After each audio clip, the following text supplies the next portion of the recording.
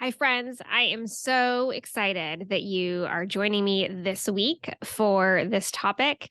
I am not known for being very woo woo. In fact, you could probably coin the phrase anti woo for me.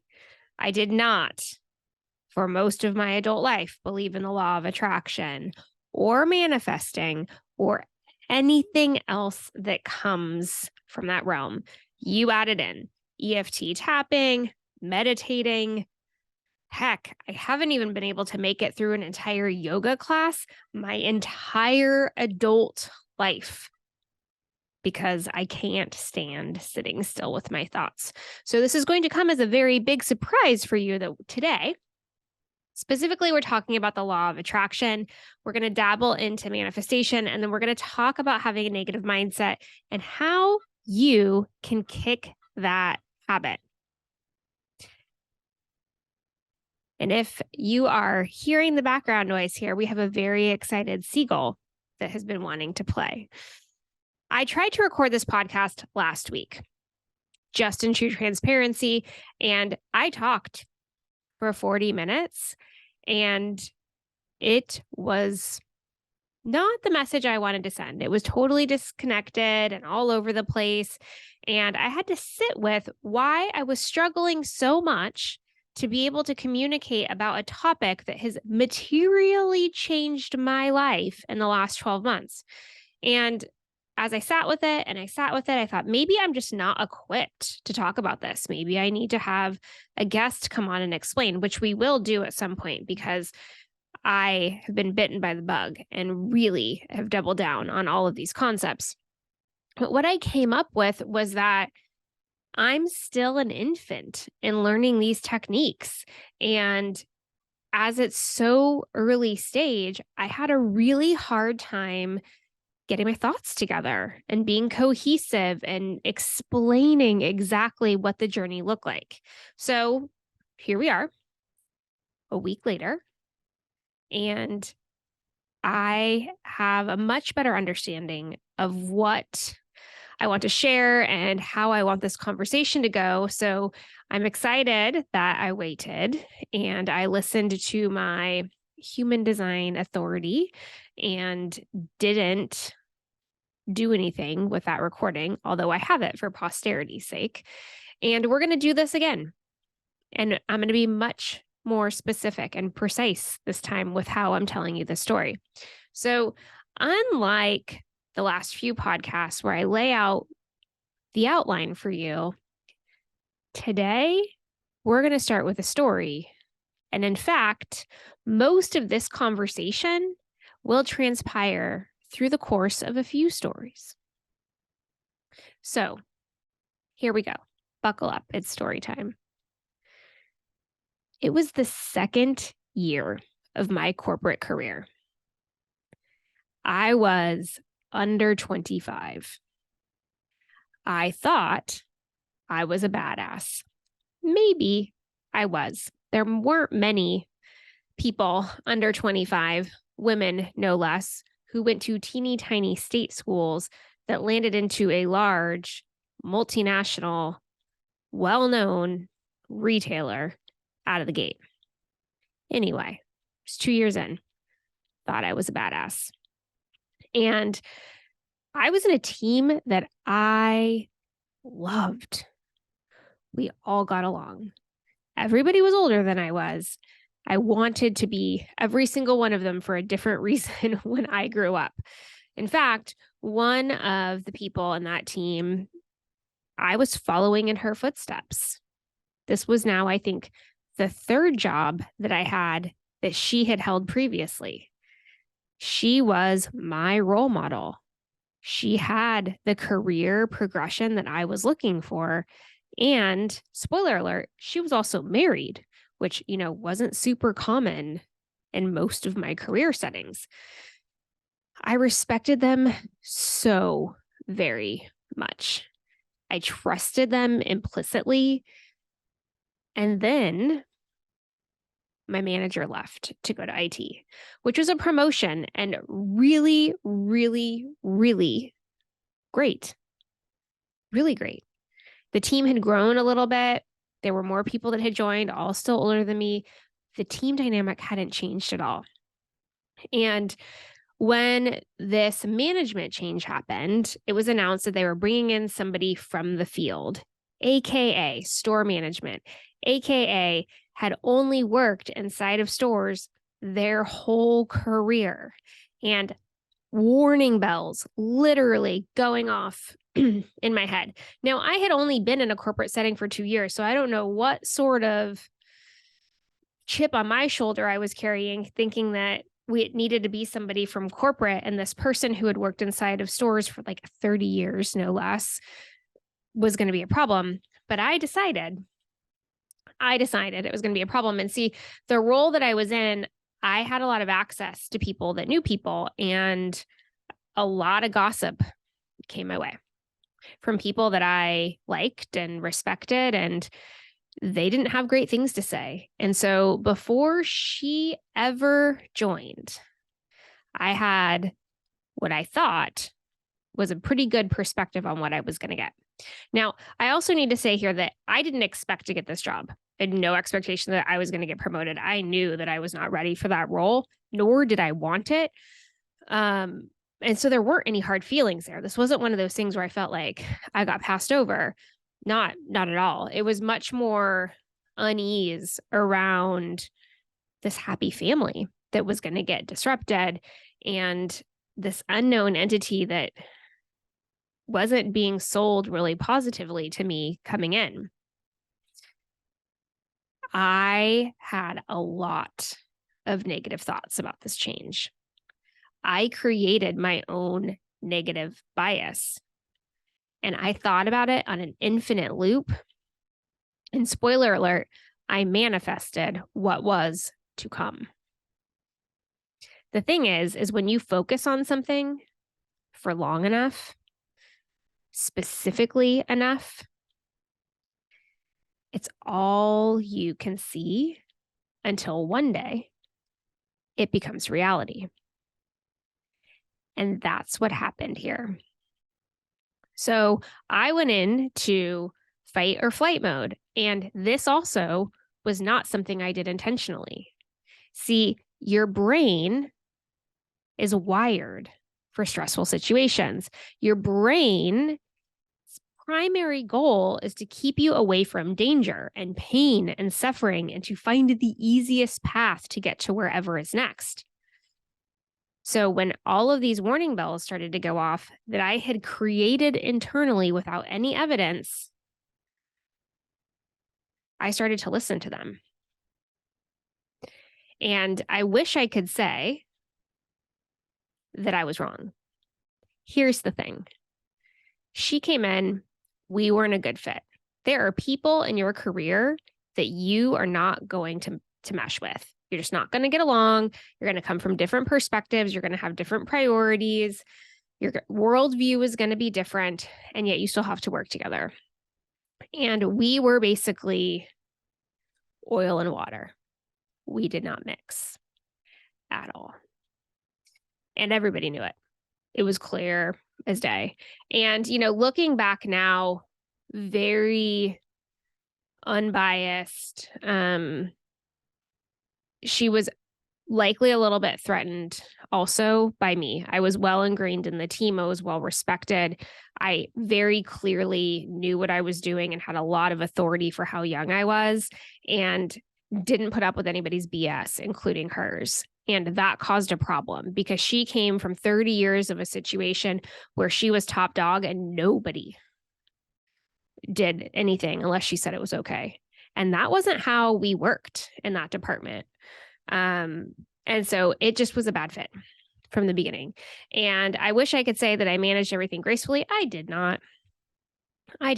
We were butting heads. I disagreed with her in public settings. I went above her head and complained about her. I got a performance review that I didn't think was fair, and I filed a complaint with HR. Like, I did every single thing I tell all of you not to do ever. I did them all. Mind you, it was the second year of my career. I did them all. I created a situation where we could not have a productive working relationship because I was fighting her at every turn. right or wrong, not passing any judgment there, but that was the situation. And as it got more and more difficult and more stressful, and my body was screaming at me to do something, I gave up the fight and I chose to flee. See, right around that time, they had decided that a small portion of my job, like 25% of it, in fact, needed to go over to finance. And it was the right call because I wasn't a finance person. It really needed to go over there. And the remaining 75 were going to stay put. And as we were discussing it, I saw a way out. I took the first chance I was given and I ran away. I agreed to transfer myself and take that 25% and turn it into a full job. And congratulations, I was a part of the finance team. I was an English major in college 2 years ago. I hadn't taken a math class since I was 17. I am not kidding. Anybody else see the error in my thinking and judgment? You should. But here's the thing. This was the easiest way for me to get away from her. I didn't care what the consequences were. I didn't care what the next day was going to bring. If it meant that I could stay working at the company that I loved, surrounded by the people that I liked, and a couple of my friends worked there that were very close to me, and I got to get away from her, cool, let's go. Let's go. Like I said, my brain was wired, just as all the rest of yours are, to take the path of least resistance. And that was it. I have a way out. I don't have to do anything. I can just say yes. So I did. Remember that this finance part of my old job was only about 25% of the old role. And it was the 25% that I hated about my job. And now it was 100% of my job. Guess what? I traded my manager issues for type of work issues. I traded one pain for another. And my time in finance was short-lived, 9 months to be exact. I did not want to spend my day in Excel spreadsheets, not talking to humans. I did not want to have to sign off on financial reporting every month and have the legal consequences if there was an error on me personally. I did not want to be a finance professional. What this did, though, it started a pattern. As soon as I was miserable, by my own design sometimes, I began focusing all of my attention on finding the next open door, wherever it was. And every time I needed an escape route, a door swung open and I ran in. I did not test to see if the doorknob was hot and there was fire inside. I did not look to see if it was going to send me off into a cliff. I did not look to see if it was a room full of snakes. I did not care. All I cared was what the door was open and I was getting an exit route from what I was currently in. So let's ask ourselves, what was actually going on? What was happening?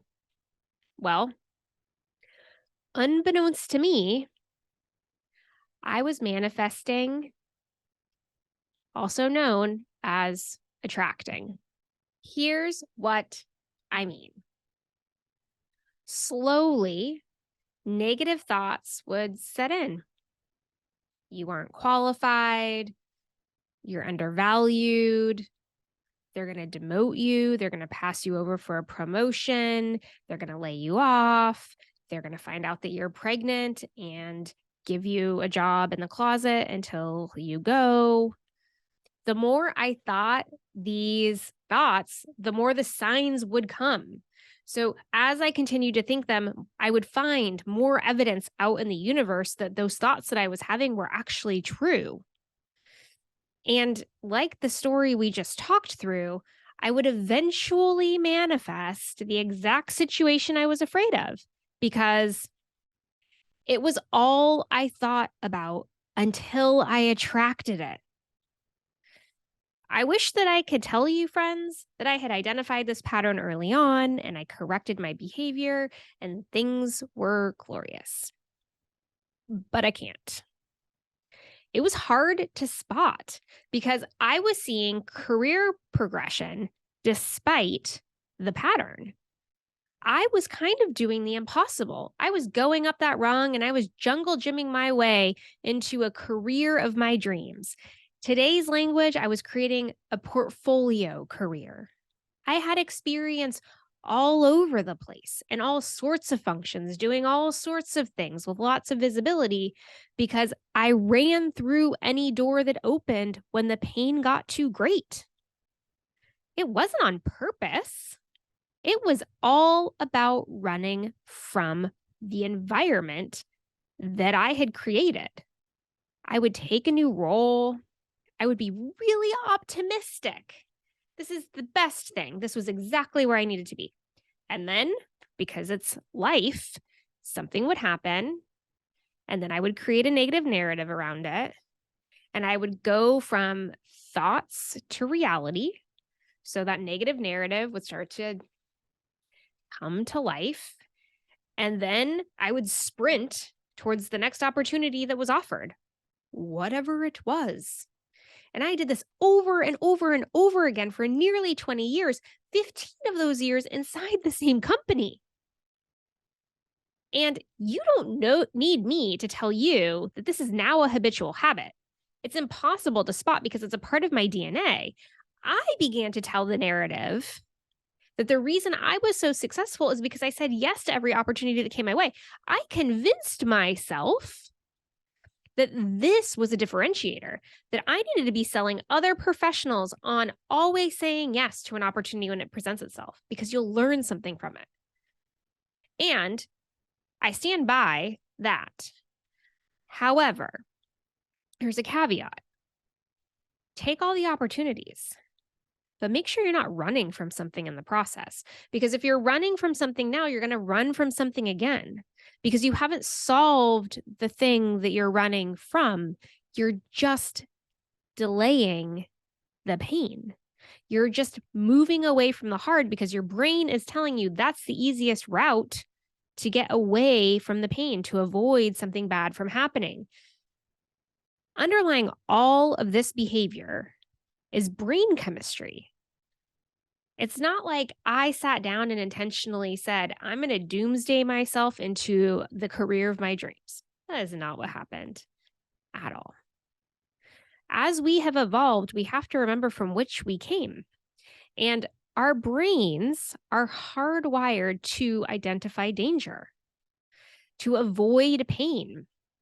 They're there to look out and keep you alive. Literally, your brain's sole purpose in life is to keep you alive. Think about it. It tells your body when to have your heart beat and pump blood. It tells your lungs when to take in oxygen and when to let out carbon dioxide. It's telling your body how to move blood all around it, all over the place. It's telling you and giving you signs when you're starting to be run down. Your brain's sole purpose in life is to keep you alive. And part of keeping you alive is sending you warning signs when it thinks that you're in danger and giving you every opportunity to avoid pain, if at all possible. So I was manifesting these negative circumstances, and then my brain literally was looking for a way to avoid the pain. So the door would swing open and I would run in, and like magic, the pain was gone. Euphoria, all of the good brain chemistry, high fives inside my head. You did the right thing. You did the right thing. Pain's gone. Stress is avoided. Danger no longer present. Until something would happen, and then I'd begin thinking more negative thoughts, and my brain decided it needed to save me again. I was in this loop of think negative thoughts, manifest negative situations, find the easiest route to safety, repeat. That loop went on for decades. And honestly, I probably could have let it. It wasn't like it was hindering me, so to say, from professional progression. It was limiting me, though. And honestly, I felt physically lousy most of the time. So what changed? It's a $1 million question, isn't it? It's one thing only. I gained an outside perspective. I joined a group of female executives. Call it a mastermind, call it a small group, call it what you want. And they brought awareness to the unconscious narrative. They pointed out what was so glaringly obvious to them, and I couldn't see for anything. I was so in it, I couldn't see it. And it takes an observer to see clearly what is going on. And then here's the thing. Once you see it, you can't unsee it. Once it had been pointed out to me, I was like, oh, that makes sense. I have been careless and unintentional along this entire journey. I have been creating these situations because I've continued to tell myself I wasn't enough and that they were going to find out, and I had imposter syndrome and they don't like me and they're looking for a way to get rid of me. I would continue to tell myself all of these things until I really started to create these situations. And it's not to say that there aren't going to be negative consequences at work. There are going to be downsizings. You're going to get a new manager and you guys are not going to gel. Your job is going to change and maybe you're not the right person to do the role anymore. There are going to be things that happen that are not pleasant and they're outside of your control. What I'm talking about is when you start looking for problems unconsciously, when you're trying to find an ulterior motive, when you're telling yourself over and over and over again something until you believe it. This group of women out loud and repeatedly told me that I was limiting myself and I was playing it safe and that I was miserable. Yep, they told me that. You are not happy, girlfriend. This is not how it should be. This is not how your work environment should be. This is not how you should feel. This is not how things should go down. And this group, for the first time in my entire career, asked me what I wanted. And I had no idea. And that was partially humbling and a whole lot of frightening. This is my 40s. It's halfway through my career, so to speak. And I had no idea what was next, what I wanted to do, what my goals were. And that is when I realized I had spent the last 20 years building my career unintentionally, manifesting and attracting what I didn't want because I wasn't clear on what I did want. So here's what I did. First, I read a couple of books and I listened to a couple of podcasts and I educated myself on the law of attraction and manifesting. And in the show notes, we'll give you some resources for the books and the podcasts that I brought into my life. After that, I made a lot of lists. A lot. And some of them were the lists like the type of work that I like to do, the type of work I never want to do again. Hello, finance. The characteristics of a good company and those of a bad one. And then I visualized, and I did this by writing in a journal. What would my ideal boss be like? What would my ideal work day be like? What's my ideal whole life, family and vacations and where I live and the car that I drive and the pets that I have and the relationships that I have and the volunteer work that I do? What does my whole life look like in an ideal state? And what's my ideal job? And then I made some more lists. What are deal breakers and showstoppers? Who can help me? Who can I talk to? What resources can I access? And after all of this hard work was done, I created a short statement as if I had already realized the ideal state, as if I was already in that ideal job, working at that ideal company. I wrote a statement about what my life was like because the future had happened. I didn't mention details like the company name or the job title. Rather, it was how would I work? What would the environment be like? How would I spend my days? How would I feel? How would I behave? How would I act? Who would I be helping? And I repeated this to myself every night, over and over until I fell asleep. I wrote it down and I kept it in my office, and I would read it over and over when I was in a situation that was frustrating or misaligned to my future vision. I repeated it in the car or when I took a walk. It was on a running loop in my mind. This is my life. This is my job.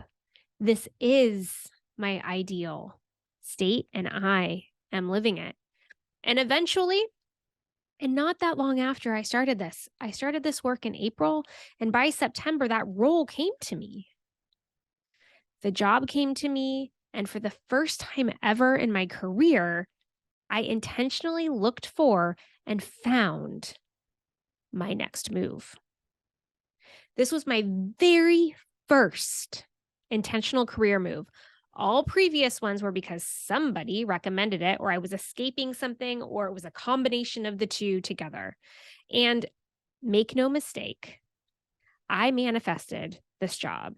I attracted the role in the company, and all of this came after I stopped focusing on the negative narrative and became very clear on my vision for what I really wanted. The moral of these stories is that like attracts like. Simply put, if you have negative thoughts, you will have negative outcomes. And conversely, if you think positive thoughts, you're going to have positive outcomes. With all of that said, many of you are right now in a negative loop and you don't realize it. Your brain may even be doing overtime telling you what to do to get out of the current pain. Let's look at a potential example of how this plays out.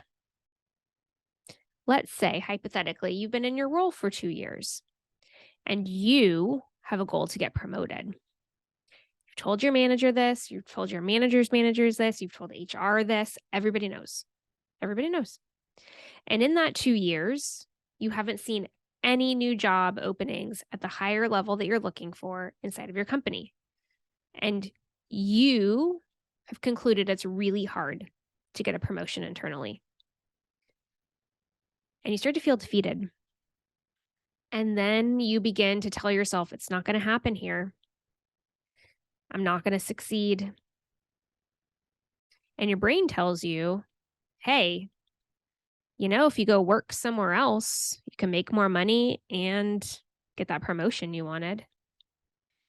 Your brain begins to drip the idea into your subconscious that it is easier to leave than to stay, that you will achieve what you want faster if you go elsewhere.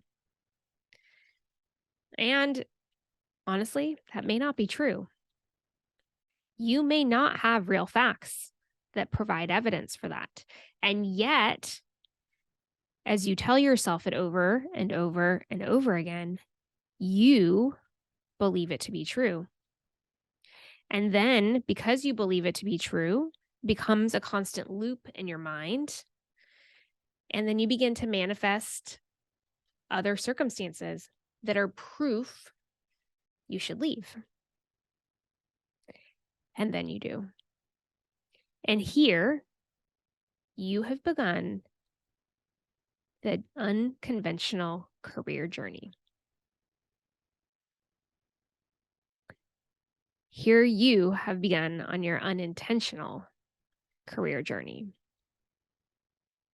If this sounds familiar to you, having awareness is how you stop it in its tracks.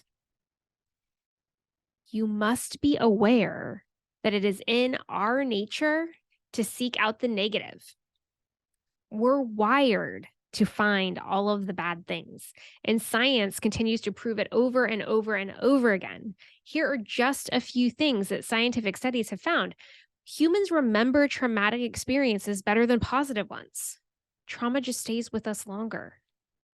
We recall insults better than praise. We react more strongly to negative stimuli. We think about negative things more frequently than positive ones. And we respond more strongly to negative events than equally positive ones. We're wired to respond with more emotion, more focus, more intensity to the negative. We also tend to pay more attention to negative events. We learn more from negative outcomes, and we make decisions based on negative information more than we do on positive data. Science has proven this. It's the bad things that grab our attention, stick to our memories, and in many cases, influence the decisions that we make. We are wired to focus on the bad. And if you want to live a life attracting good, you have to pay attention to how your brain is sending you messages. You need to intentionally retrain yourself to find the positive. You need to intentionally retrain yourself to rewrite the narrative that you have in your head. There are many, many people out there in the universe that talk about things like writing gratitude lists or having gratitude journals. They're doing this, and the reason that they talk about this is because it's a way to get good things to the forefront of your brain. It's kind of like a system override. If you intentionally every day look for the good, you're going to spend less time looking for the bad. And if you can retrain your brain to continuously look for the good, it has less time to look for the bad and to focus on the negative. There's a reason behind these methods that people espouse. It's not just because they want you to be more grateful, which is also wonderful, but it's because creating a habit where you teach yourself to look for good outcomes means that you're focusing on the good. It means you can attract good things. It means that you can manifest the life and career that you want because you're spending more time in a good headspace than a bad headspace. In order to attract positive outcomes, you must retrain your mind to find the good. You have to train yourself to imagine, long before it happens, good outcomes. You have to find a way to resist the easiest path because it's the easiest, and make sure that the path that you are walking down, even if it's harder, is going to get you to the life and career that you want to achieve. The law of attraction is like attracts like. And if you are in a season where it seems like there is one bad thing coming after another, this is an invitation to you to stop and really think about why that's happening. How are you talking to yourself? What's running on a loop in your head? What are you looking for every day when you go outside? What are you ingesting? Did you know that what you ingest as content shapes your thoughts? If you're spending all of your time reading the news, which is an industry built on negative messaging, you're just ingesting negativity, training your body to react and filter and look for it. Whereas if you're spending all of your quality time watching charming videos of puppies and you're ingesting all of the good and it's making you feel good, you're going to look for the good things. Pay attention to what you're reading, who you're around. One common thing is, what are people talking about? What are your colleagues talking about? Are you sitting at a lunch table at work and everybody's bitching? You're ingesting negativity. They are training you to see all of the bad things about your workplace. Conversely, if you're sitting at the lunch table with a bunch of people that are talking about how lucky they are to work at the company and all of the great things that the company is doing and all of the great things that are happening for the people inside the company, you feel good about working there. You're ingesting good and it feels good and you look for more good. If you're in a season where bad things continually compound, it's time to evaluate what you're surrounding yourself with, what you're thinking about, what you're consuming, and how you can make changes so you're consuming more good and positive things. Because like attracts like. The more good you see, the more good that happens. The more good you think, the more good actions you take. As I said at the beginning, I am not known for woo. It is not my thing. Not my thing. Still can't meditate to save my life. I tried, friends. Tried really hard. Tried to use it to put myself to sleep. Doesn't work. Doesn't work. What I can tell you is that your mindset is your most powerful weapon. Hands down. You can do anything else. You can master time management. You can have the best technical skills in the world. Heck, you can be an amazing communicator and public speaker. If your mind isn't right, your message isn't right. And if your message isn't right, your behavior's not right.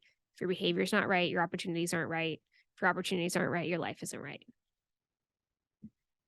It's just facts. What I wish I had known when I was under 25 was that I needed to look for the good. I needed to train myself to find the positive in every situation. I needed to be grateful for every opportunity I had. And I needed to really evaluate every decision I was making based off of that ideal vision of my future. If I had done that, hindsight being 2020, I would have avoided a lot of stress and pressure and bad years. And maybe I wouldn't have the job that I have today. Maybe I would have gotten it faster. Maybe my life would look really different. I don't know. And I'm not looking in the rearview mirror to figure it out. I can't unsee what I can now see. And I know, because I'm in a better place, that changing my mindset, focusing on the good and the positive, visualizing my future, and working towards that ideal state has changed my life for the better. And my mission with this podcast is to help you learn from my mistakes so that you can realize your best working life as fast as possible. So, if this helped you at all today, or you know somebody that needs to hear this message, do me a favor and text them the link today. Encourage them to listen. And if it really got you, if you really, really got excited about it, share it on social or rate a review. I appreciate your support. I appreciate all of you.